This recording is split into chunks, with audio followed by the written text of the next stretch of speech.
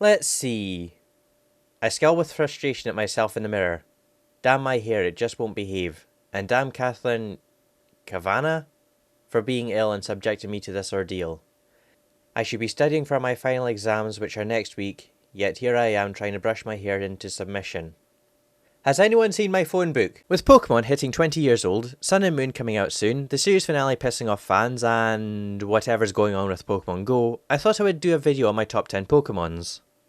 Couple things to bear in mind. Although I was around during Pokemania back in the 90s, I only got back into it after getting Crystal in 2014. And I'm not a competitive player.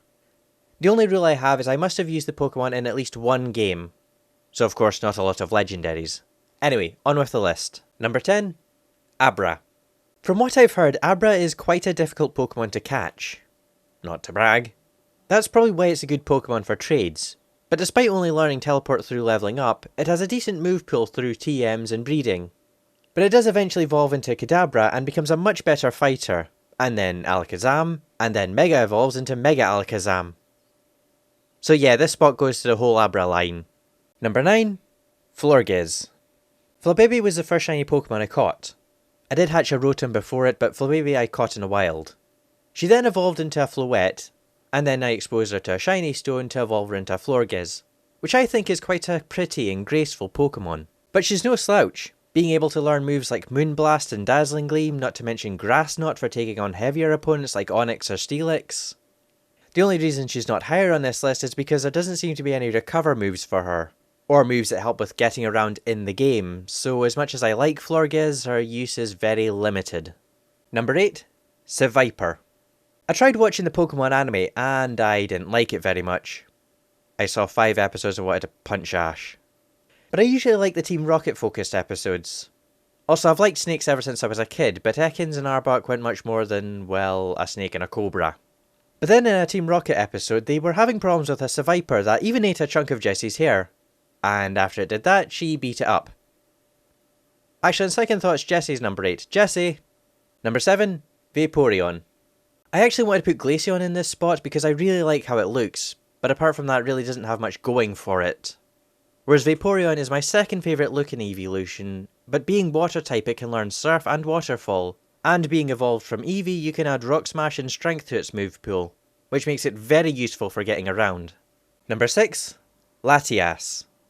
When playing through a game, I try to keep a party size of 3 Pokemon. More than that, I find there's at least one that quickly falls out of use. So I usually have my main heavy-hitting Pokemon, a Water type for Surf, and a Flying type, or in this case Dragon, for the Fly move. Unfortunately, most are just birds or bugs, but Latias seems to look more like a jet plane. But for being a jet plane, it's surprisingly cute in Pokemon Ami, and Mega Latias is a strong fighter in battle. Number 5, Rapidash. Being a brony, many people likely guess I'd have a horse Pokemon, and people who have seen my earlier videos probably would have guessed it would be a zebra. Well, I never used Blitzle and I think Zebraca is ugly in Pokemon Ami. So I usually catch a Ponyta when I can for its runaway ability, and then when it hits level 40 it becomes a beast in battle with a good speed stat, I think. And nice in Pokemon Ami. Wouldn't want to ride one though. Number 4, Munna. Munna is a pink Pokemon with a floral pattern. That probably pissed some people off. But when I go catching Pokemon, Munna is my go-to Pokemon for its yawn move. But when I was taking on, I think it was Lenora in Pokemon White, having a Munna that knew yawn was a lifesaver, not least because she defeated me 3 times and the throw I caught was useless. That said, while making this list, Munna and the next one swapped around a couple of times and are still somewhat interchangeable in where I'd put them. Number 3, Furfrou. One of my favourite additions to X and Y was how you can make a custom trainer. I was annoyed that they took that out of Alpha Sapphire, but I've heard it's back in Moon, which is one I'm getting, so that's cool. But having a Pokemon that you could take into a hairdresser's and make look unique was a lot of fun. Of course, I wish there was more options to make it more unique. And as for in-game use, well, Retaliate was really helpful. Number 2, Meloetta. I first heard of Meloetta on Josh Scorcher and Inkrose's videos. But of course, it's an event Pokemon, so how did I get one? Well, there was someone selling them on eBay. Yes, I shouldn't have done that. Anyway, this cute little Pokemon is a decent fighter, and if you teach it Relic Song, it can switch between Psychic and Fighting forms.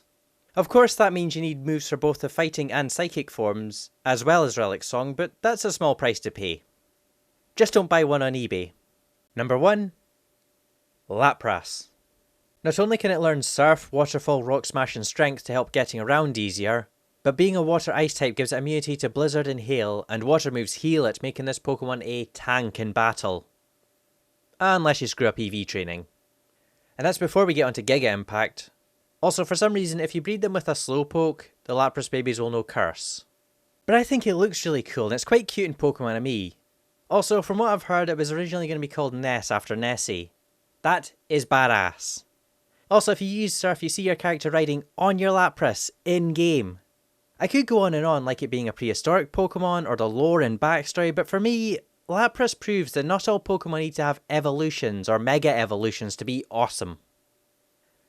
Now who wants to place bets on how long it will take Verlisify to accuse me of cheating?